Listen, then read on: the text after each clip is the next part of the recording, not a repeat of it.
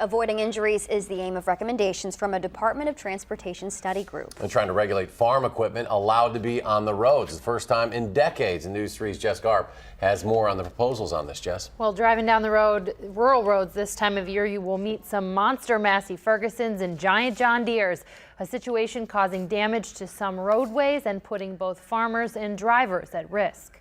You can see my manure spreader down here, and it probably looks like a pretty big machine. John Sales doesn't need huge equipment for his 165 dairy heifers, but the 1,000-cow dairy he does work for does. I move machinery that is 16 feet wide at times, and we have a town road that I often use, and it's only about 20 feet wide.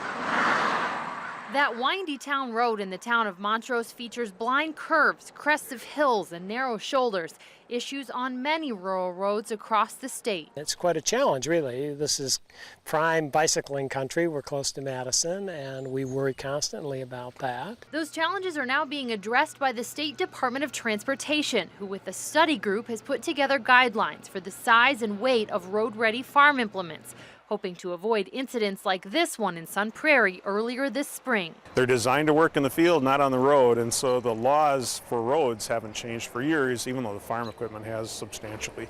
The guidelines aren't final, and the Farm Bureau is encouraging everyone to speak up. It's a good starting point for discussion. I'm sure there will be some input from both the farmer side of things and the non-farmer side of things, saying maybe something should be taller or wider or heavier or not quite as heavy. So that's why it's a discussion. Because seeing how the recommendations affect those with big equipment or those who have to get around it is really where the rubber hits the road. I think they should probably set some guidelines. I guess that's what I would say, but not guidelines that are going to force anyone out of the farming business.